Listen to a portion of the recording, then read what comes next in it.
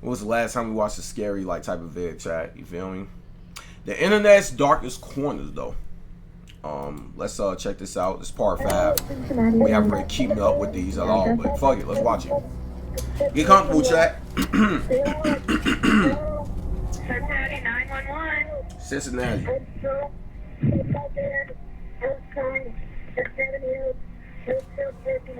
What? It's 3:16 p.m. on April 10th, 2018. A 911 operator receives a call from 16-year-old Kyle Plush, who had just experienced a freak accident. In the minutes prior to this call, Kyle had just arrived at the Seven Hill School in Cincinnati, Ohio for a tennis match. He had been driving a 2004 Honda Odyssey, a minivan that featured 3 rows of seating, with his gear for the day's match being stored in the very back. In order to retrieve it, Kyle climbed to the back of the vehicle and reached over the 3rd row seating, extending his body as far as it could go in order to grab his equipment, when suddenly, the seat's folding mechanism was engaged, causing it to collapse into its storage position, taking Kyle with it. In an instant, he was pinned and completely unable to move, as he was now trapped in the car upside down, not even being able to move his arms and hands enough to grab his cell phone. Though luckily, his phone had Siri, which he would call out to call the police. Oh my god, that's scary. Hello? Hello? Where are you? Hello? Oh my god, that's Where are scary. you? I can't hear you. While on the phone, Kyle couldn't hear anything given how far away he was from the device, but he stated as clearly as he could that he was in dire need of help. Due to the position he was stuck That's in, actually he was scary already as struggling fuck. to breathe, and he knew he was likely not going to survive much longer, which he made very clear to the operator. I'm in desperate need of help. Hello? I'm gonna die here. Less than 1 minute later, the call would cut out. In the recording, Kyle clearly portrayed to the operator where he was, that he couldn't hear her, and that his life was in danger, which prompted her to immediately send a patrol car over to the school in search of him, though inexplicably, she never told the officers that Kyle believed he was going to die.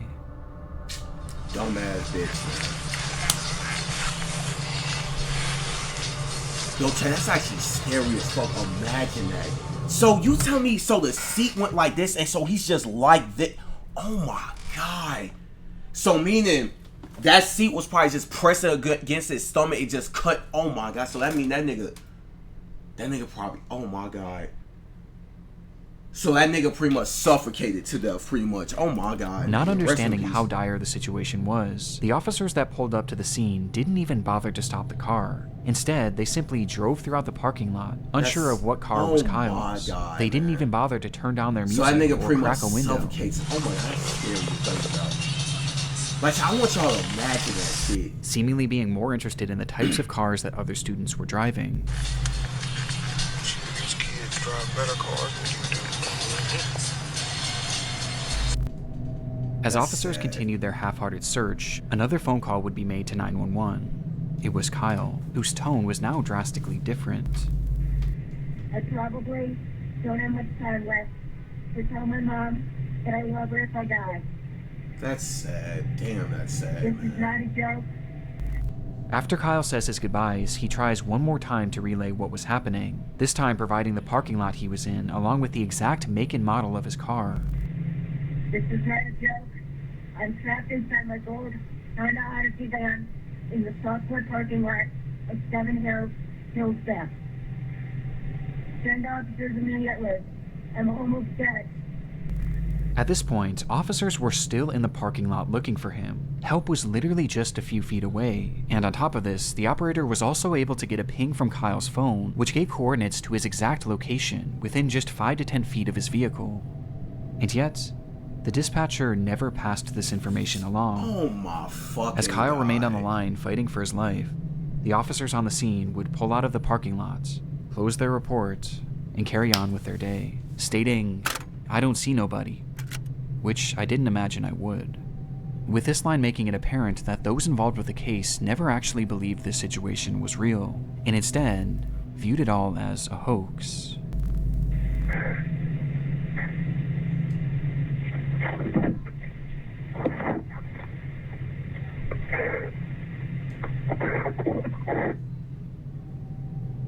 Just minutes later, Kyle would go quiet, and the phone would disconnect for a final time.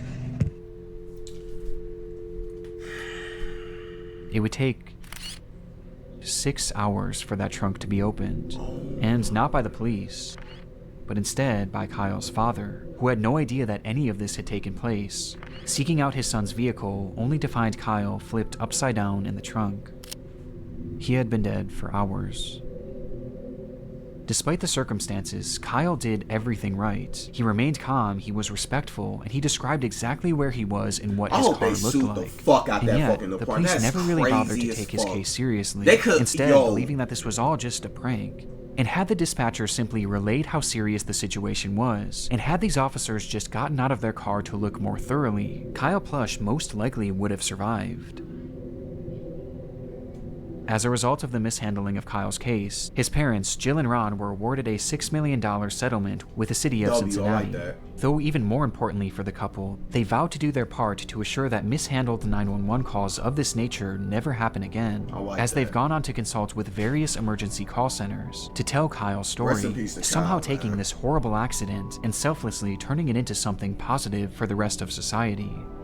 Today, these phone calls remain relics of a grave error made by law enforcement, and a life that never should have been lost, with these recordings now being forever immortalized in the internet's darkest corners. That's gonna give me PTSD now. Clearly shows the metamorphosis possible using computer graphics. We're going to play a game. Is it hide and seek? Yes, it's hide and seek. I am sick and devastated. That's crazy as fuck, man. Like, hide and seek. It's April 4th, Fuck is 2020. this? Hey, I'm cool, folk. The internet's darkest corners. On phone them. This shit is scary. It talks about pretty much like scary ass shit. You know, and that's darkest corners, like scary ass shit. Or like situations that happen that you probably didn't even know about. They just talked about a 16-year-old boy back in 2018 who literally got stuck in his own car because like he was trying to get something out of his trunk and like the seat like flipped over and it like trapped him, so he was literally stuck there for hours and died, and the police ain't do shit about it. Shit crazy.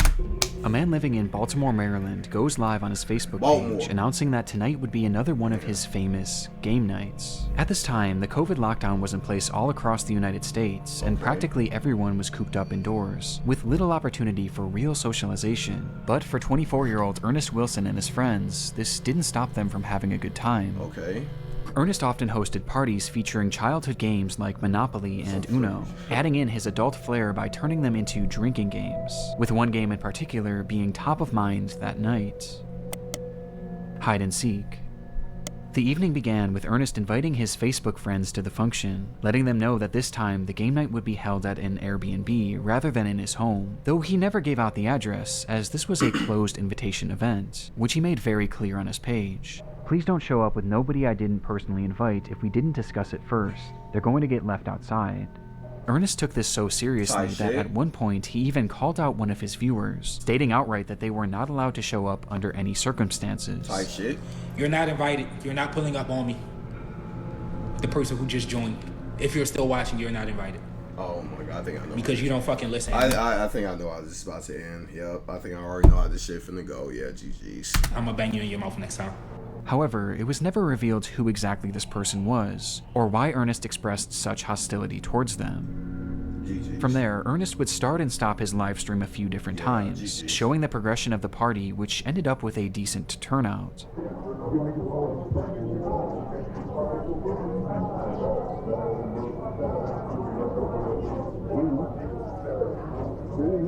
And by 2 a.m., with there being no signs of slowing down, it was time for the main event.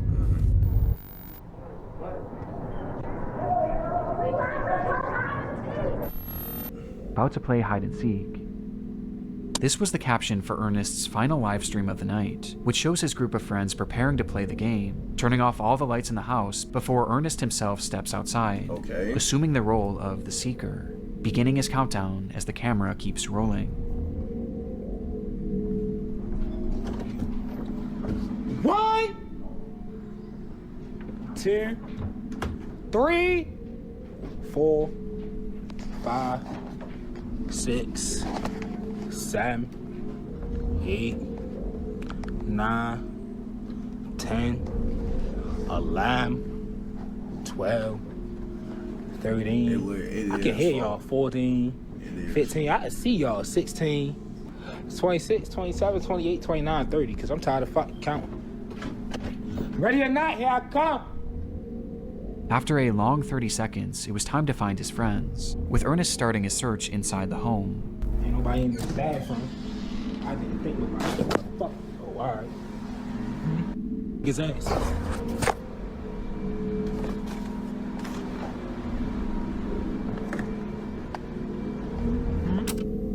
Until he notices something. Next time they on y'all ass. Down here.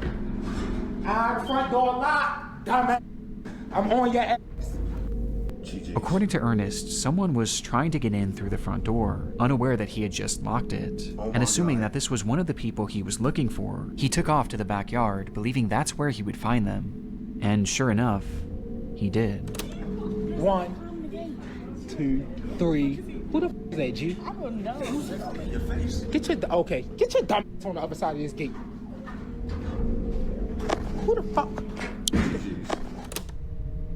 Oh my God. Ernest flips the camera around, revealing a man hopping over a gate to the backyard. He had no idea who this person was, but he seemed to assume that they were likely just trying to get into the party, not really taking it too seriously, hence his joking attitude.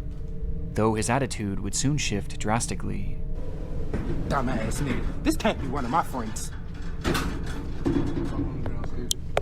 Fuck on the ground.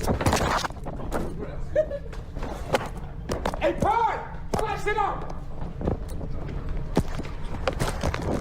Hey!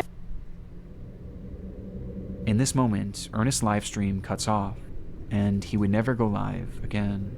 What the fuck? According to those at the party, this unknown man hopped the fence and brandished a gun, stating that he was there to rob the place, being followed by one other person whom the group also failed to recognize. Ernest tried his best to run, but was eventually caught in the house, where after a few minutes, and for reasons unknown, the man seen hopping the fence fired his weapon, striking Ernest twice and ending his life.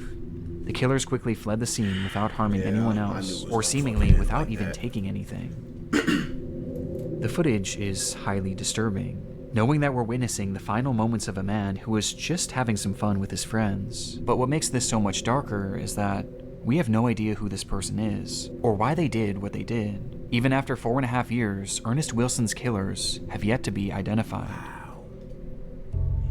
Detectives working on the case have theorized that this was likely a robbery gone wrong, potentially spurred on by Ernest's posting habits, as to put it bluntly, he was a drug dealer, as on his Facebook page he often showed off huge amounts of his product, including during a live stream he did on the very day of this party. And also on the same day, Ernest had made a post about how much cash he had on him, essentially putting a target on his back.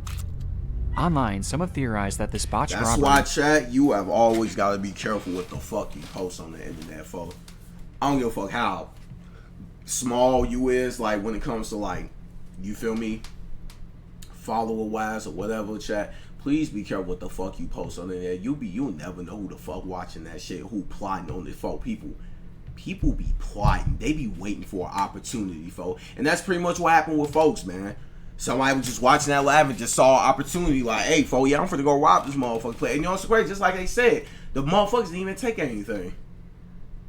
They didn't even fucking take anything, folks.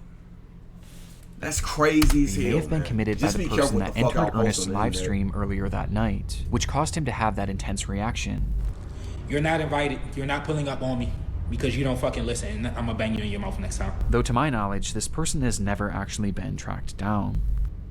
But by far the most common sentiment online was that Ernest's friends were involved to some capacity, as none of them were injured and none of their possessions were taken, making it clear that at the very least, this crime was targeted at the host. Like a and on top of this, situation. remember, Ernest never shared the address for that Airbnb, at least not publicly. And yet, these people just so happened to show up to the home at the exact moments that Ernest was by himself in the dark. Like, why? For what? And perhaps most chillingly, as the robbery is unfolding, you can hear one of Ernest's friends chuckling in the background. This can't be one of my friends.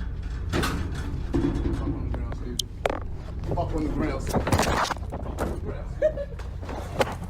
Though as concerning as this is, it's sadly far from conclusive, and to this day it appears that Ernest's case is slowly being lost to time, leaving us for now with only questions, and one of the more disturbing live streams I've ever seen. And now these messages. Before we dive into our next case, I want to first Jay, thank today's folks, video come on, sponsor, folks. Factor. I'll admit it, I have a very bad habit when it comes to ordering. Always that I mean, also come on, folks, get to the video. as evidenced by the previous case and several others discussed throughout the series, live streams are often a hotbed for disturbing moments online. And when researching Ernest's final stream, I came across yet another example of just how dark things can get when the cameras go on. I mean, look, folks. What you want, man? I ain't no shit, man. I've been cool, you know, living life been lifing, but you know, taking it day by day, folks. You know, hope you been good, Jalen. You feel me? Miss you, nigga. I miss you. I miss everybody. What the fuck was I gonna say? Hey, chat, look. I come from Chicago, gang. I come from the trenches of Chicago. To bleed. Know that, folks. Know that. I come from the trenches of Chicago, right? I'm from out south, south side. I'm from where you folk. Listen, you be hearing a lot of niggas in they song always talking about posting they low and shit, right? Folk, like people, I'ma just say this again. Stop posting your low where you at. You, like I said, you never know who watching you, folk. I've seen niggas, rappers, all type of shit, post they low, and what happens afterwards, folk? They end up getting shot and killed. They ass end up getting robbed or some shit, folk. On folks now. BD, folk. I'm from Russia, Brighton. I don't know where that at, but welcome to the chat, gang. CWP shit. You feel me? First time chat on some shit. What you want, folks? But yeah, folks, like, don't post your low. That shit dangerous as hell. Super dangerous. And thanks for the follow. I appreciate it, my nigga. Never post where you at. Exactly, folks. Plain and simple. It's plain and simple, folks. It happened on January 22nd, 2017, when a 14-year-old girl named Naika Vinette went on Facebook Live with a caption, I don't want to live no more. In the stream, Naika discussed how difficult life had been. Throughout the years, she had been placed in and out of countless foster homes, where her treatment ranged from poor to straight-up abusive, with this constant mistreatment leading her to just want it to be over already. And based on the title of the stream, it was clear what her intentions were going to be. As the live stream progressed, hundreds of people flooded into the video to see what exactly was going on. I'm assuming that she commit, you feel me, suicide on live. I'm assuming that's what she did, right? As word quickly spread that something horrible was about to happen, though you wouldn't know it by looking at the chat. According to many watching, those in the comments had no sympathy for the girl, as many actually mocked her, calling her names, and even commented laughing emojis, as she desperately tried to open up. With those same commenters viewing this not as a cry for help, but as a cry for attention, outright pushing her to carry on with these intentions. And tragically, she did, all while the camera remained rolling.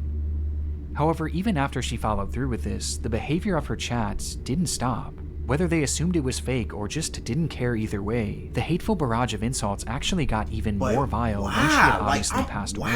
And this went past just words, as people who knew her actually began making parody videos of the girl, replicating the position she was dead in, all while her livestream continued running. It would take over an hour before police would finally be called and retrieve her body, with the stream being shut down by Facebook shortly before. It was an awful situation all around. But what I found most saddening about this was her final reason for doing what she did, as she stated simply that she just wanted to be with her real mother, who she loved so dearly. And this was something that seemed to be the plan all along, as her mother, Gina Alexis, claimed that she too desperately wanted to be reunited with her daughter. And following her daughter's highly publicized death, Gina actually came forward at a news conference to discuss the tragedy. Her biological mother broke down while speaking about her daughter's death. She dreamed of one day being reunited permanently. I want y'all to really think about this, too. That girl was 14 years old. She was 14, folks. She was 14, so it's like, imagine having those thoughts at, like, that age, folks. Like, and people stick, man, for that. Rest in peace to that girl, man. Yep, she was 14. I have trusted Florida foster care people to care for my baby. where she blamed the entire foster care system for everything that had happened, believing that they didn't do a good enough job of keeping her daughter safe, and they failed to try and reunite her with Naika. Because of the obvious emotion involved and the overall shocking nature of this case, the news report would quickly go viral, leading to widespread support for the grieving mother. However, this also caused some people to look a bit deeper into what exactly led up to this livestream, for which one piece of information was brought to light that somehow made this case even more upsetting. On the day that Naika's life came to an end, it was revealed that her mother was actually in the stream watching before and after it happened, seeing her own daughter having this mental breakdown, as well as seeing all those people in the chat mocking her, which made people feel even more sorry for Gina as her plight was unimaginable. Though this wasn't the only revelation to come forward, as it was soon realized by the investigators looking into Naika's case that Gina had not only witnessed all of these people laughing at her daughter and egging her into ending her life, but she had also joined them as well. Stop lying. You lying. Hashtag ADHD games played, you sad little DCF custody. That's why you are where you're at. For this dumb shit and more, you keep crying wolf. You dead, you will get buried, life goes on after that doesn't listen to their parents, trying to be grown, seeking boys and girls' attention instead of her books. In a live stream where one of the last things Naika ever said was that she desperately wanted to be reunited with her mother, that same mother was not only watching, but actively pushing her to follow through on her plans, leaving this comment where she outright says that it doesn't matter if you live or die, life goes on. And it got even worse. The media also discovered that the reason Naika had been removed from her custody to begin with was because Gina had beaten her 30 plus times with a belt when she was only 6 years old. On top of this, Gina often texted Naika saying that she wanted nothing to do with her, despite the young girl frequently reaching out and begging to be part of her life. Eventually, Gina would tell Naika's caseworker that, "The girl is y'all's problem, I'm done with the games," before sending Naika middle finger. And then this bitch had the nerve to go on the news and cry like, yo, that's some fucked up ass people in this world, gang. I'm trying to tell y'all that, yo. Emojis, when all she did was ask to see her brother. And this is all amongst other things that are far more horrendous that I really don't want to get into. And yet, after Naika's death, Gina had the audacity to go, really don't want to. This lesson say finally we determined that Nika was being up there. She ruins her mother loving and she been watching wait, what? When she told her that she used to sleep in the same room as her mother's lover, that she been watching sex movies with her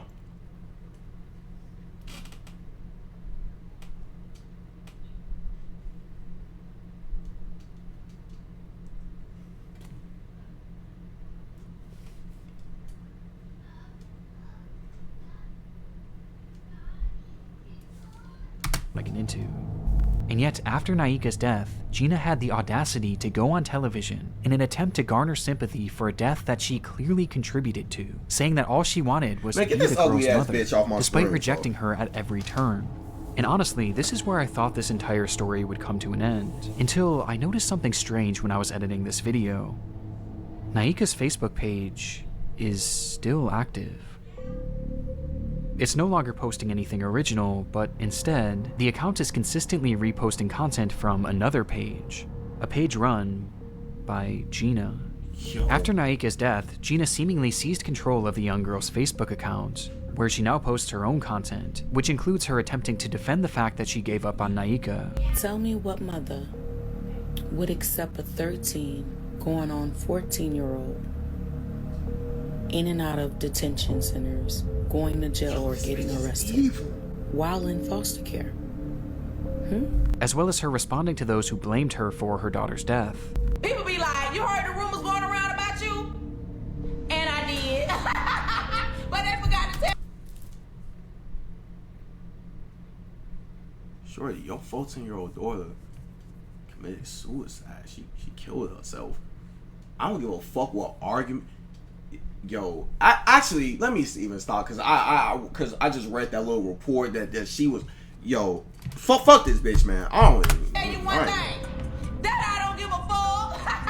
Huh? What's my name? My first name is very much. My last name name is Unbob. And even some posts where she's promoting her podcast, as it seems that after all this, Gina's actually trying to carve out some sort of career as an influencer, as she posts videos garnering sympathy for the loss of her daughter, along with giving out parenting advice. Like, there's so much stuff that parents need to do for their child that they're not motherfucking doing. They're not paying attention because they're taking the easy way out.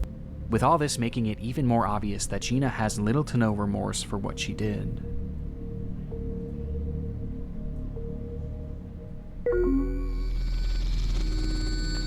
On the 11th of June, 2009, a young man named Eugene Lata took to an urban exploration forum and wrote, in broken English, "Hello, I'd like to tell you about Odessa catacombs. Odessa is not far from the capital of Ukraine, Kiev. Under Odessa consists the biggest catacombs in the world. Their total length is more than 2,500 kilometers, so these catacombs are much bigger than the Paris catacombs. During World War II, a lot of citizens were hiding in the catacombs. A lot of them used to live there for a year and more, so even today it is possible to find weapons, equipment, and even dead bodies.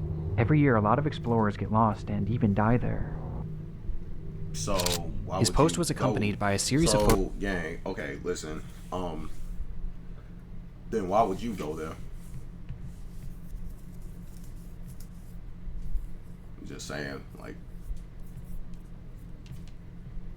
I'm not even trying to be, then why would you go there? You know, I just photographs from the underground labyrinth, which stretched over 1,500 miles, its paths winding aimlessly deep below the surface of the earth. The structure was mainly the result of limestone mining many years ago, though despite this, it was never properly mapped, and was, conversely, not often explored, essentially being a pitch-black maze to nowhere. Given that the area wasn't well known back in 2009, the post was met with amazement. Fellow urban explorers applauded the location and the photographs that Lata had taken, wanting to see even more, and since he was a native of the area, Lata delivered. "Thanks to all. If you want, I can add more photos. As I said earlier, a lot of people get lost and even die under Odessa. Maybe this photo will shock you.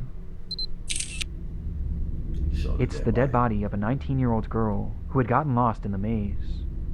Though it's censored here, the image shows 3 young boys staring blankly at the camera. So this nigga did a fucking Logan Paul and just took a picture or video or whatever of a fucking dead body. Okay, alright, cool. Yep, and now, see, I'm about to... Peace, love, positivity, Tino, today. See, I'm not trying to be on no fuck shit, so I'm gonna watch my mouth. As they stand behind a badly decomposed body. Understandably, this image caused a lot of intrigue on the forum, as other users began to press for more information. And sure enough, it was a story that Lata knew well. 3, 2, 1. Happy New Year, everybody! Happy 2005! 2005. It was new. Child, what the fuck was y'all doing in 2005? Boy, I remember what I was doing, boy. I was on a date with a bitch. Bitch broke my heart. That's what I was doing in 2005. New Year's Eve, the final day of 2004, when a group of teenagers made their way down into the catacombs to begin their celebration. This wasn't super uncommon at the time, as many of the entrances to this labyrinth were very easily accessible. This one in particular just so happened to be located directly next to the public school, School 56, and had just been left wide open, making it the perfect place for friends to sneak a few drinks. As the group began to grow more intoxicated, one of the girls wandered off in search of a place to relieve herself. However, she apparently took one too many turns, and soon found herself completely alone. She cried out, but the tunnels were just too complicated. Each step she took led her more and more into obscurity. Her friends tried to find her, or maybe they didn't, we really don't know. But in their drunken state, they left the tunnels without their friend, and never went back to find her. If she did have a flashlight, it wouldn't have lasted long, and for days she likely wandered deliriously through that pitch-black maze, until after what was likely at least 3 awful days, she passed away, with her body being found approximately 3 miles away from the nearest exit. And looking at one of the only attempted maps of this tunnel system, she never stood a chance. Damn. Perhaps it was dehydration or hypothermia that killed her, but according to some, based on the photo, the corpse appears to have its skull caved in, implying that in a desperate attempt to end her anguish, she may have bashed her head against the wall until she passed away. Her name was Masha, and she was only 19 years old. 3 long months later, in April of 2005, Lata and his group would stumble across the body, immediately reporting their findings to the police, though law enforcement refused to even try and venture down there in order to retrieve her, as they knew just how dangerous and unmapped this environment was. It would take 2 long years for her body to be recovered, thanks to a friend of Lata writing a strongly worded letter to the government that included a photo of Masha's body. The story is unimaginable. To be trapped in a place like this with no means of escaping. Being trapped in a place like that, right? It's dark as hell.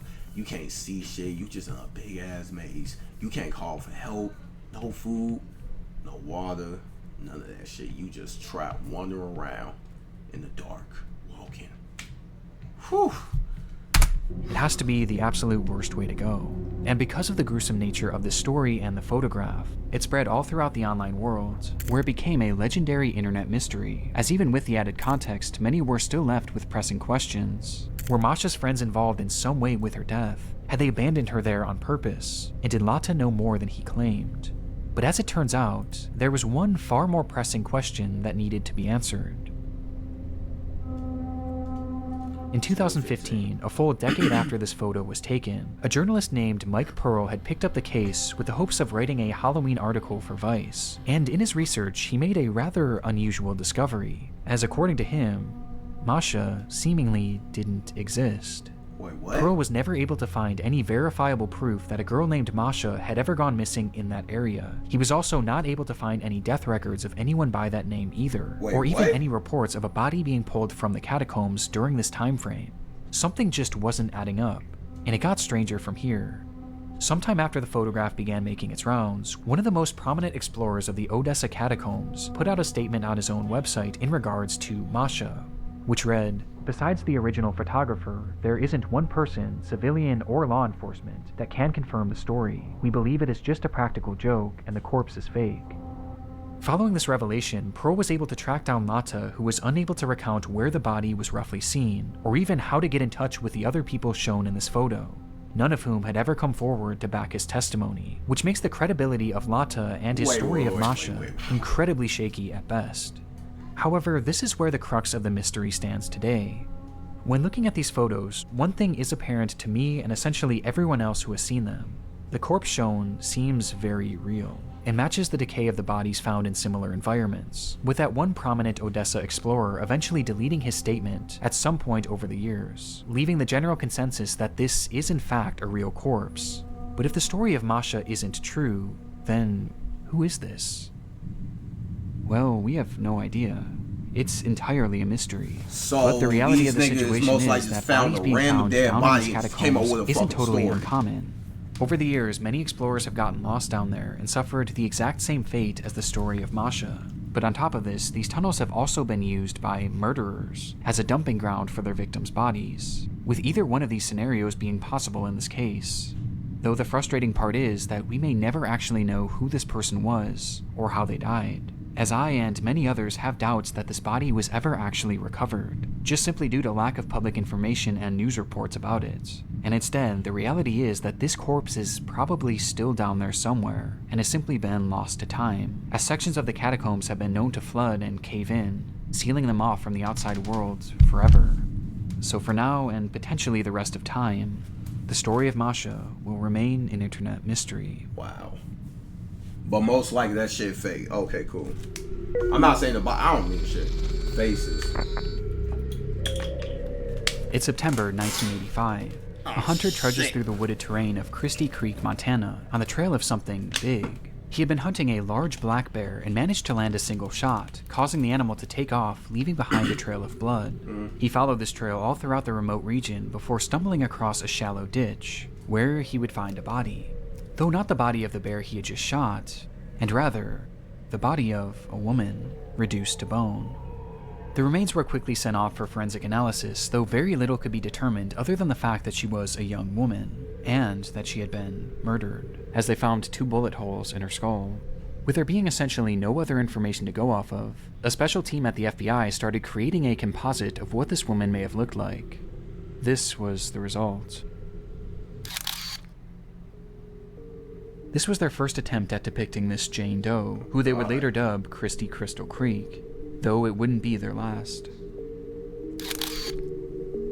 The uncanniness of these depictions is undeniable, and recently I've fallen down this rabbit hole of disturbing police sketches and recreations. As though these can often be very helpful and do lead to legitimately good results, there are often times where they appear almost non-human, with many examples like Christie's being shared online on the FBI's website in order to enlist the public's help in identifying these victims, with one of the more notorious examples coming decades later in 2014.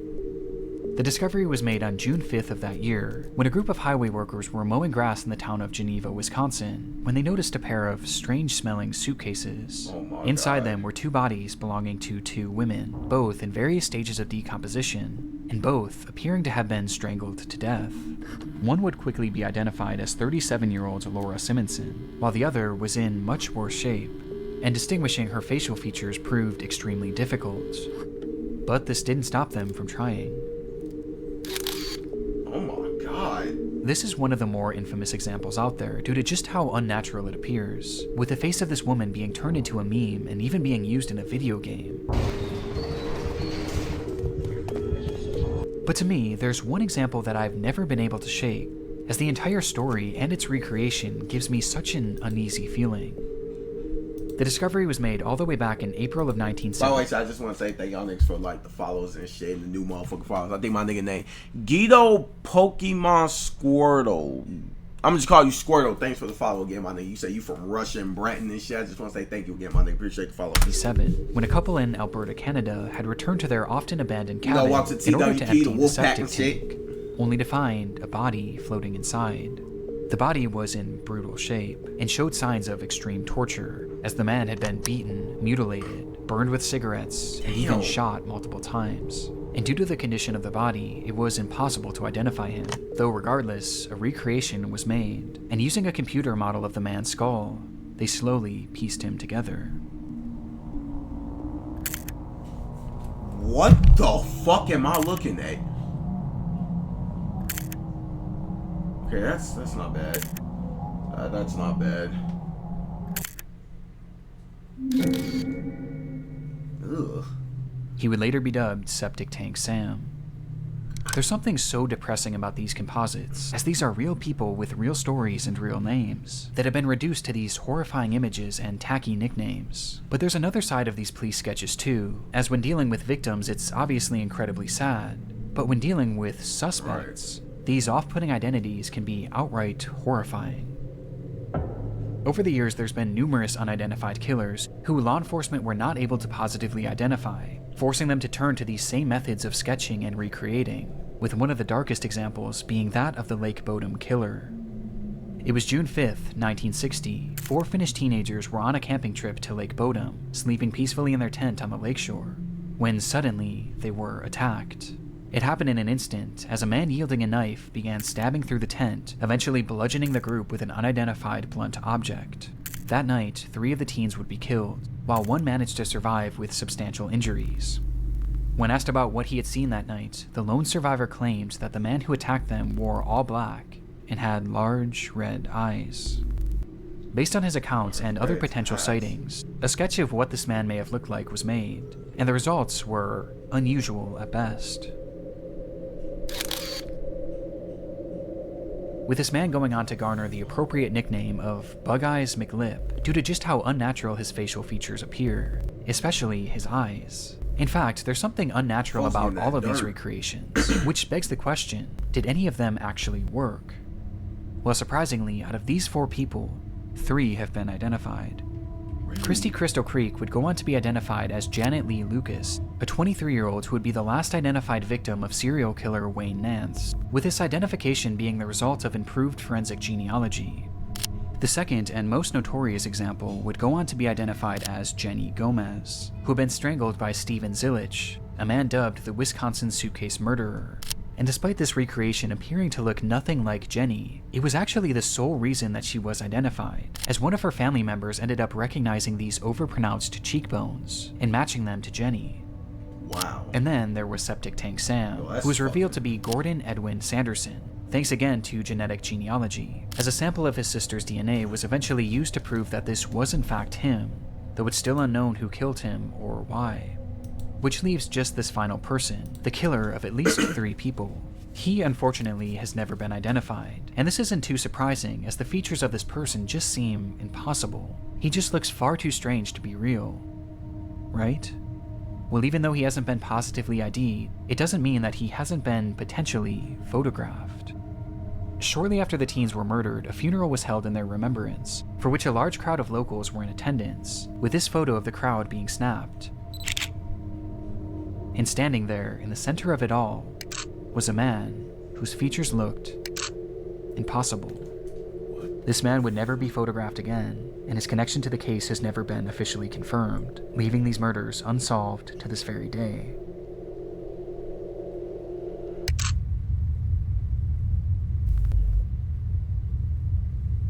W fucking fair, man. God damn. Shit. Oh man, I just feel ugh. Man, chat. W vid, right?